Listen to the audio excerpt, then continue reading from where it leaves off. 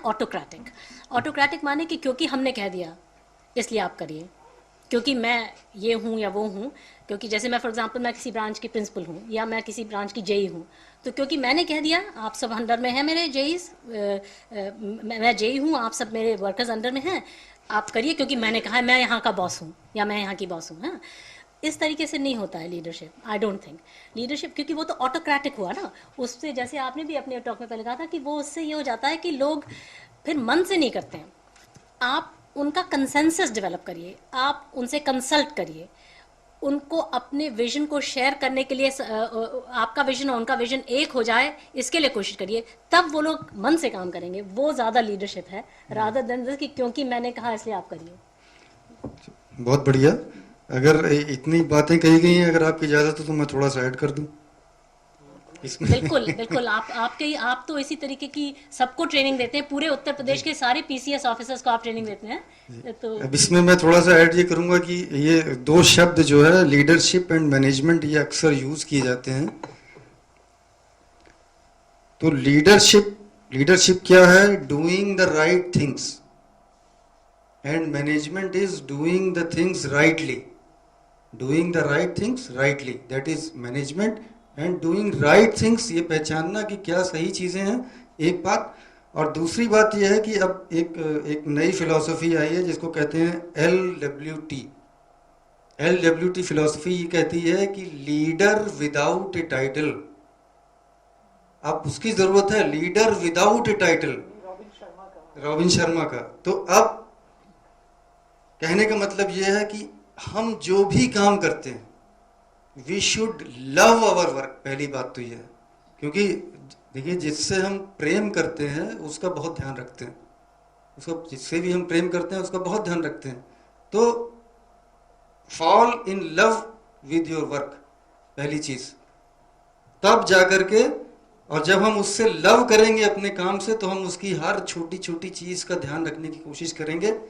और एक चीज और कही गई है इसी में लीडरशिप में, कि जो भी हम काम करते हैं उसको बेस्ट तरीके से, बेस्ट इन द वर्ल्ड, यहां तक कह दिया गया है कि मैं जो भी काम करता हूं, अगर कोई स्वीपर है तो वो अगर झाड़ू लगा रहा है तो वो बिल्कुल वैसे ही करे कि जैसे माइकल एंजेलो अपनी पेंटिंग बनाने में जितनी ताकत लगा देता था, जितनी क्षमता लगा देता था, अगर कोई झाड़ू लगा रहा है तो बिल्कुल उतनी ही क्षमता लगा दे कि जैसे माइकल एंजेलो अपनी पेंटिंग बनाने में लगा देता था। यानी कि जो भी काम हम कर रहे हैं, हम ये पूरा कोशिश करें कि बेस्ट इन द वर्ल्ड, ये कोशिश करने की करें, तो हर स्तर पर लीडर उत्पन्न हो जाएंगे। किसी टाइटल की जरूरत नहीं है कि हम जो भी काम करें, मैं हाउस कीपर हो सकता हूं, मैं एग्जीक्यूटिव इंजीनियर हो सकता हूं, मैं जूनियर इंजीनियर हो सकता हूं, मैं कुछ भी हो सकता हूं, मैं टीचर हो सकता हूं। मैं जो भी करूं उसको दुनिया में बेहतरीन, कि world best in the world करने की कोशिश करूं, तब समझ लीजिए कि आप भी अपनी फील्ड के लीडर बन गए। और अगर ऐसा होगा तो आपकी टीम को मोटिवेशन बहुत अच्छा मिलता रहेगा और आप अपनी टीम के लिए बेस्ट एग्जाम्पल बने रहेंगे। और एक बात और ध्यान रखिए कि फोरसाइट, एक अच्छे लीडर को और एक अच्छी टीम बिल्डिंग करने के लिए सबसे बड़ा जो गुण है वो है दूरदृष्टि। कि आप आज जो निर्णय लेने जा रहे हैं, आज आप जो काम करने जा रहे हैं, उसका आने वाले दिनों में क्या प्रभाव होगा। क्योंकि आज जो आप देख रहे हैं, कल जो किया गया था, ये उसके परिणाम हैं। कोई भी चीज रातों रात नहीं मिलती, कोई भी सफलता रातों रात नहीं मिलती। आज आप जो सिटी मॉन्टेसरी स्कूल को जो आप देख रहे हैं, Guinness book of world record में जिनका नाम है, आप ही हैं उसके, उसी टीम में हैं, आप उसका हिस्सा हैं, आप भाग्यशाली हैं जो उसके निर्माता हैं। जो उसके निर्माता हैं। 22 ब्रांचेस, 42,000 स्टूडेंट, दुनिया में कहीं नहीं है। तो क्या आप समझते हैं ये एकाएक हवा से उठ के आ गया? 59 से लेके 2012 तक इस यात्रा में कोई भी चीज हवा से निकल के नहीं आ गई, हवा से निकल के नहीं आ गई। क्या किया होगा डॉक्टर जगदीश गांधी ने, क्या किया होगा डॉक्टर भारती गांधी ने, ये एकाएक नहीं उत्पन्न हो गया। ये एक स्वॉन इफेक्ट होता है ना, कि अगर कोई हंस अगर आपको तैरता हुआ नजर आ रहा है, या अगर कोई बत्तख तैरती हुई जा रही है, तो हमें लगता है ये कितने आराम से चले जा रहे हैं, लेकिन जो नीचे पेडलिंग हो रही है फ्यूरियस वो हमें दिखाई नहीं दे रही। फ्यूरियस यस, नीचे जबरदस्त पेडलिंग। तो ये उस जमाने से याद करिए 59 से लेके अब तक, जब हम सो रहे होते होंगे तो डॉक्टर गांधी क्या कर रहे होते होंगे, कितनी मेहनत कर रहे होते होंगे, और कितना डिसिप्लिन, लगातार कितना डिसिप्लिन उन्होंने मेंटेन किया होगा अपने आप में सबसे पहले, और अभी भी वो अनुशासन की मिसाल है दोनों। तो कोई भी चीज एकाएक नहीं मिलती, कठिन प्रयास, कठिन अनुशासन, हर चीज उन्होंने उसी प्रकार से करने की कोशिश की, बेस्ट इन द वर्ल्ड ये सोचा, तब आज जो कल प्रयास किए उसका नतीजा आज मिल रहा है। आज जो डॉक्टर गीता गांधी कर रही होंगी वो आप आगे आने वाले 5 साल में, 4 साल में या 6 साल में देखेंगे कि अब ये और किन नई ऊंचाइयों पे पहुंचा देंगे। अब इनका कार्य और कठिन हो गया। देखिए, जब आपको सक्सेस कहीं मिल जाती है, उसके बाद का जो काम है that is very very difficult. 90% marks, अगर आप क्लास 10 में 90% मार्क्स ले आए आईसीएससी एग्जाम में, 90% लाने में बहुत मेहनत करनी पड़ती है, ये ठीक है, लेकिन 90 से 91% करने में और 91 से 92% करने में बहुत ज्यादा मेहनत करनी पड़ती है। क्योंकि 90% के बाद एक एक परसेंट के लिए जितनी मेहनत 90% के लिए करनी पड़ी थी, उससे कहीं ज्यादा मेहनत उसे अगली क्लास में, क्लास 11 में 90% को रिटेन रखने में और 90 से 91 बनाने में उनको पहले से ज्यादा मेहनत करनी पड़ेगी। तो आपको ये भी ध्यान रखना है कि जब सफलता मिल जाए, मिलने के जो बाद का काम है that becomes more difficult, that becomes more difficult. अब आपके पास 2 चैलेंज हैं, एक तो उस सफलता को मेंटेन रखना है और साथ में अब उससे आगे भी निकलना है। ये रिले रेस है, ग्रो भी करना है। Next please. Mister Mehtani, time का जो अभाव है उसकी वजह से आप 4 o'clock का आपने कहा था ना, 3:30 हो गया जितना। अब हम एक्चुअली जो उसमें 2 to 3:30 लिखा हुआ था। अच्छा, 2 to 4:30। मुझे मिस्टर शिशिर से जो बात हुई थी उन्होंने 2 to 4 अच्छा, कहा था। अच्छा। नो प्रॉब्लम, तो मैं अभी 5 मिनट में खत्म 5 मिनट करता में खत्म हूं। कर देंगे? जी जी। अच्छा ठीक है, thank you. Next please. Thank you so much, sorry about the misunderstanding. नहीं नहीं, no problem. Next please. Yes. जैसे कि हमने कोई विजन लेके अपनी एक टीम बनाई, टीम बनाने के बाद हमें जो भी निर्णय लिया, तो आपने एक साथ भी यूज किया था लीडरशिप और मैनेजमेंट। तो लीडरशिप और मैनेजमेंट के बीच, जैसे मान लीजिए हमने कोई डिसीजन ले लिया अपने सबॉर्डिनेट के साथ, हो सकता है वो डिसीजन जब हम आगे जाते हैं मैनेजमेंट के पास, जैसे दीदी के पास, तो दीदी को लगे कि ये आपका विजन गलत है। फिर मैं वापस अपनी टीम में जब आता हूँ और सबकी राय से मैं किसी चीज़ को करके लेके जाता हूँ, और जब मैं वहाँ से निराश आता हूँ तो फिर आगे मेरी टीम मेरे साथ क्या सपोर्ट करेगी, इस पॉइंट को बताएं। ये पहली बात तो आपको निराश नहीं होना। एक लीडर को तो कभी निराश होना नहीं है, पहली बात तो निराश नहीं लेकिन होना। बहुत इंपॉर्टेंट क्वेश्चन। लेकिन इम्पोर्टेंट क्वेश्चन ये है, देखिए, जब हम अगर किसी मकान को ग्राउंड फ्लोर पे बैठे हुए हैं, ठीक है, जब हम ग्राउंड फ्लोर पे बैठे हैं तो हमें नीचे कोई चीज दिखाई देती है। जब हम फर्स्ट फ्लोर पे चले गए और फर्स्ट फ्लोर की रूफ से जाके देखा तो कुछ चीजें और ज्यादा नजर आती हैं। सेकंड फ्लोर पे चले गए, कोई 2 मंजिला घर है, उसकी छत पे जाके देखिए तो कुछ चीजें और भी ज्यादा दिखाई देती हैं। ठीक है, जैसे जैसे हम ऊपर चढ़ते जाते हैं तो हमें ज्यादा चीजें दिखाई देती हैं, हमारा एरिया ऑफ फोकस बढ़ता चला जाता। कि जब आप हवाई जहाज पे बैठ के नीचे लखनऊ को देखते हैं तो कितना ज्यादा नजर आता। क्योंकि अगर मैं चारबाग में खड़ा हूं तो मुझे बस चारबाग ही दिखाई दे रहा, लेकिन जब मैं हवाई जहाज पे बैठ के देख रहा हूं तो क्या मुझे केवल चारबाग दिखाई देगा? तो जब सीनियर लेवल पे जो व्यक्ति बैठा हुआ है, अगर कोई प्रेसिडेंट या चीफ ऑपरेटिंग ऑफिसर है, तो वो थोड़ा और ऊपर की ऊंचाई से देख रहा है। क्योंकि अगर मैंने केवल एक टीम ने उतना किया, मैं से हाउसिंग बोर्ड का एग्जांपल लेता हूं, अगर हमारे लखनऊ का कोई डिवीजन गया हाउसिंग कमिश्नर के पास, उन्होंने अपनी बात बताई अपना अनुभव बताया। दूसरी टीम आई गाजियाबाद की, उन्होंने अपना अनुभव बताया। तीसरी टीम आई गोरखपुर की, उन्होंने अपना अनुभव बताया। चौथी टीम आई इलाहाबाद की, उन्होंने अपना अनुभव बताया। अब क्योंकि वो और हाइट पर हैं तो उनको सारे क्लस्टर्स नजर आ रहे हैं, न केवल एक क्लस्टर। इसलिए उन्होंने, क्योंकि उन्होंने सारी टीम्स का निर्णय सुना, सारी टीम की बातें सुनी, केवल मेरी टीम की बात नहीं सुनी, मैंने अपनी टीम की बात डेमोक्रेटिक ढंग से अपनी टीम का निर्णय बनाया कि साहब हमारा ये मत है। निर्णय तो ऊपर ही होता, अपना मत बनाया। इसी प्रकार से सभी टीम्स ने अपना मत बनाया और मत बनने के बाद हाउसिंग कमिश्नर के लेवल पर आया। अब हाउसिंग कमिश्नर के पास 10 टीम्स के वैरायटी ऑफ मत हैं, वैरायटी ऑफ आइडियाज हैं, क्योंकि वो बेहतर पोजीशन में है, बहुत ऊंचाई से देख रहे हैं तो उनको ज्यादा चीजें नजर आ रही हैं, केवल एक लोकलाइज तरीके से नहीं। उसमें एक चीज है, निर्णय ना करके, टीम का निर्णय ना करके, टीम का मत देखिए, निर्णय थोड़ी का होता है, निर्णय का तो ऊपर से होना है ना। निर्णय तो ये, इसलिए मुझे निराश नहीं होना चाहिए, मुझे सिर्फ ये देखना है। देखिए यहाँ पर फिर वो स्वमान नहीं है, यहाँ ईगो आ गई। यहाँ तो ये है कि साहब अगर मेरी बात जो मैंने अपनी टीम में, ठीक है, मैंने डेमोक्रेटिक ढंग से निकाला और मिसेस गांधी के पास में ले गया।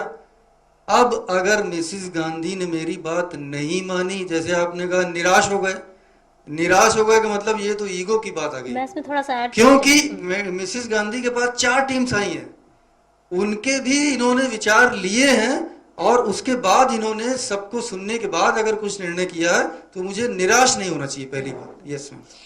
हम ये कहना चाह रहे थे कि जैसे अगर कोई जना लेकर के आता है, एक तो ये है कि टेक्निकल नॉलेज वगैरह मम्मी को हो सकता है कि, मम्मी का एग्जांपल लेंगे क्योंकि हम तो अभी बिल्कुल नए आए हैं, तो जैसे अगर आप कोई चीज़ लाए मम्मी के पास तो हो सकता है टेक्निकल लेवल पे आपकी नॉलेज ज़्यादा होगी मम्मी से, ठीक है, लेकिन उनको कुछ और चीज़ों की नॉलेज ज़्यादा होगी आपसे। फॉर एग्जांपल उनको बजट की नॉलेज ज़्यादा होगी कि कितनी अफोर्डेबिलिटी है संस्था में, उस बजट की नॉलेज उनको ज़्यादा होगी, तो उसके अनुसार भी वो करेंगी। फिर ये जो आपने पॉइंट कहा मिस्टर मेहता ने, ये भी बहुत सही है।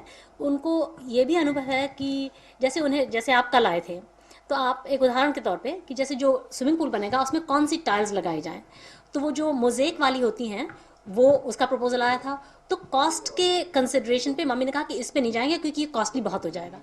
फिर जो टाइल्स का जो नेक्स्ट सुझाव आया उसमें मम्मी ने कहा कि जो 2 फर्क साइजेस ऑफ टाइल्स हैं, उन्होंने कहा कि नहीं, हम ये मोज़ेक वाला इसलिए नहीं लेंगे, एक तो कॉस्ट का कंसिडरेशन है, दूसरा ये है कि हमने मोज़ेक वाली टाइल्स एक दूसरे स्विमिंग पूल में लगाई थी, वहाँ पर हमें बहुत दिक्कत हुई क्योंकि जब कुछ टाइल्स टूट गई छोटी छोटी मोज़ेक वाली, तो उनका रिप्लेसमेंट मिलना बहुत मुश्किल लगा, जान आफत में आ गई। तो उन्होंने एक प्रैक्टिकल रीज़न दिया जो उनके अनुभव के ऊपर बेस्ड था। तो वो इसलिए है क्योंकि उन्होंने सिर्फ एक स्विमिंग पूल नहीं बनाया, उन्होंने कई बनवाए हैं, तो इसलिए उनको इस बात का भी अनुभव है कि मोज़ेक वाली टाइल्स यूज़ करने से क्या उनको मुश्किल पड़ी। तो एक तो बजट का कंसिडरेशन है, दूसरा ये था, तीसरा ये था कि जो तब तीसरी टाइल का बताया गया तो उन्होंने कहा कि इतनी बड़ी टाइल लगाएंगे, तो उनको किसी आर्किटेक्ट ने बताया कि वो उखड़ जाती हैं, एक बार अगर पानी उसके नीचे चला गया तो वो उखड़ जाती हैं, तो इसलिए मीडियम साइज़ की टाइल बेहतर है। तो थोड़ा बहुत तो टेक्निकल नॉलेज, थोड़ा बहुत एक्सपीरियंस, और आपका भी टेक्निकल नॉलेज है, आपका भी एक्सपीरियंस, तो बेटर ये रहेगा कि आपके बीच में और मैनेजमेंट के बीच में भी एक कंसल्टेशन हो। वो भी जो है वो ये नहीं हो कि क्योंकि हमने कह दिया यही होना है, ऐसे नहीं होता है। बजट के पॉइंट ऑफ व्यू से हो सकता है उनको कह देना पड़े कि नहीं ऐसे नहीं हो सकता है, बजट सिर्फ इतना है इसलिए ये होगा, ठीक है, लेकिन टेक्निकल पॉइंट ऑफ व्यू से आपकी नॉलेज ज़्यादा है, आप बता सकते हैं और आपको बताना चाहिए कि दीदी आप टेक्निकल पॉइंट ऑफ व्यू से अगर आप इस तरह करेंगे तो इसमें ये प्रॉब्लम आ सकती है, ये प्रॉब्लम आ सकती है, तो हालांकि ये थोड़ा ज़्यादा महंगा हो लेकिन बेटर ही रहेगा। तो इसी तरीके से डिसीजन होना चाहिए। कभी भी आपको आएंगे, कभी भी आपको मम्मी पापा ऐसा डिसीजन कभी नहीं देंगे कि हमने कह दिया इसलिए ये करना है। हमेशा वो आपसे वार्तालाप करेंगे, हमेशा कंसल्ट करेंगे और आपकी जो टेक्निकल राय है उसको हमेशा साथ में ले करके समझ करके तभी डिसीजन करेंगे। और बजटरी रीज़न पे अगर कोई कंस्ट्रेंट है फाइनेंशियल, तो वो तो है, वो तो फिर मानना पड़ेगा, लेकिन ज़्यादातर वो सिर्फ एक रीज़न नहीं रहता है, कई चीज़ें उसमें आ जाती हैं। जी, मैं अंतिम बात कह के अपनी बात समाप्त करूंगा, एक लास्ट इलस्ट्रेशन दूंगा। देखिए, एक सबसे बड़ी चीज़ है हार्मनी, हार्मनी, सद्भावना। ये कैसे होती है, यहां से हम अपनी बात एंड करेंगे। अच्छी टीम बिल्डिंग के लिए भी, जैसे हमारा शरीर है, इसमें डिफरेंट हड्डियां हैं, स्नायु तंत्र है, सब कुछ है, लेकिन जो बीच में रक्त वाहिनियों के माध्यम से जो रक्त चल रहा है वो सबको एक दूसरे से जोड़ रहा है। तो हारमनी का मतलब यह है कि जहां लय लय से मिल जाए। अगर आप कभी म्यूजिक सुने तो कोई तबला बजा रहा है, एक व्यक्ति हारमोनियम बजा रहा है, एक व्यक्ति वायलिन बजा रहा है, कोई सारंगी बजा रहा है, ठीक है। अब हारमनी क्या है कि इन सारी चीजों को लय से लय मिलाई जाए। ये म्यूजिक डायरेक्टर का काम है कि लय से लय कैसे मिलनी है। अब अगर कोई कहे कि साहब मैं हारमोनियम बजाता हूं, तो बस सिर्फ हारमोनियम जो मैंने आपको बताया था वो वही बजेगा, और जो तबले पर जो संगत कर रहा है वो कहेगा नहीं नहीं साहब ये थोड़ी, जो हमने तबला जैसे कहा बस वही चलेगा, ये सब कुछ नहीं। सारंगी वाला अपना कहे, जितने म्यूजिशियंस हैं सब केवल अपनी अपनी कहें, तो फिर वहां पे लय नहीं बनेगी, हारमनी नहीं आएगी। सब अपने अपने क्षेत्र के विशेषज्ञ हैं। जो तबला बजा रहे हैं वो तबले के उस्ताद हैं, हारमोनियम वाले हारमोनियम के उस्ताद हैं, बांसुरी वाले बांसुरी के उस्ताद हैं, जो गा रहे हैं वो वोकल म्यूजिक के उस्ताद हैं। अब यहाँ म्यूजिक डायरेक्टर को देखना है कि हारमनी कैसे हो और कैसे ये म्यूजिक सुनने लायक बने, कि इस म्यूजिक को सुनने का मन करे। ठीक वैसे ही मैनेजमेंट का यहाँ यही काम है। मैनेजमेंट को लय से लय मिलानी है, हारमनी उत्पन्न करनी है, कि एक तरफ इंजीनियर्स हैं, अकाउंट्स के लोग हैं, इंटीरियर डिजाइनर्स हैं, आर्किटेक्ट्स हैं, सब अपनी अपनी फील्ड में महारत रखते हैं। यहां मैनेजमेंट रक्त वाहिनियों का काम करेगा और उसे देखेगा कि इनमें हारमनी कैसे स्थापित हो, हारमनी कैसे, कि कहां पर हारमोनियम की आवाज बढ़ा देनी है, कहां तबले की आवाज बढ़ा देनी है, कहां हारमोनियम थोड़ी देर के लिए रोकना है, कहां सारंगी का सुर ऊपर चढ़ाना है, और कहां संगीत पूरे संगीत को वॉल्यूम कम कर देना और कहां बढ़ा देना। ये सब म्यूजिक डायरेक्टर को देखना है कि कहां रोकना कहां शुरू करना। मैनेजमेंट का भी यही काम है, हारमनी वाला काम। उनको सबको देखना है कि साहब अकाउंट्स के ये उस्ताद हैं, ये इंजीनियरिंग के उस्ताद हैं, ये इंटीरियर डेकोरेशन के उस्ताद हैं, ये आर्किटेक्चर के उस्ताद हैं, ये प्रिंसिपल हैं, एकेडमिक्स के उस्ताद हैं। इन सबके बीच में हारमनी भी मैनेजमेंट को उत्पन्न करनी है, और यही आपका मैनेजमेंट कर रहा है। तो कभी ऐसा लगे कि साहब मेरे वाद्य को कम स्थान दिया गया, तो ऐसा नहीं है, ऐसा बिल्कुल नहीं है। सबका स्थान अपनी अपनी जगह बराबर है। बस, और समाप्त करने से पहले लीडरशिप की एक बात आपको याद कराते हुए कि जिस फील्ड में भी हम काम करें उसको बेस्ट तरीके से करने की कोशिश करें। इंजीनियरिंग में है, उस काम को बेस्ट तरीके से कोशिश करने, रोजाना कल से बेहतर करने की कोशिश करें। डेली आधे घंटे अपने सब्जेक्ट से रिलेटेड और आधे घंटे ऐसा जो हमारे सब्जेक्ट से रिलेटेड ना हो, कुछ ना कुछ पढ़ें अवश्य। पुरानी नॉलेज को भी रिवीजन होना आवश्यक होता है, और अगर कोई नई टेक्नोलॉजी आती है तो उसे भी जरूर अडॉप्ट करें। आप सब अविनाशी ज्ञान रत्नों से लगातार भरे रहें इस ज्ञान के मंदिर में, और मस्तिष्क पे बहुत ज्यादा तनाव मत लें, लाइट रहें। ऐसा ज्ञान जो हमारा भोलापन छीन ले, उस ज्ञान से कोई वो केवल बोझ हो जाता। तो ज्ञान तो बढ़ाएं, लेकिन भोलापन समाप्त न हो, इस बात का भी ध्यान रखें। और क्योंकि आपको तो बहुत लोगों को लाइट देनी है, आप शिक्षा से कुछ लोग डायरेक्टली जुड़े हैं, कुछ लोग इनडायरेक्टली जुड़े हैं, लेकिन आप भी शिक्षा से ही जुड़ गए हैं। आपका भी हर एक्शन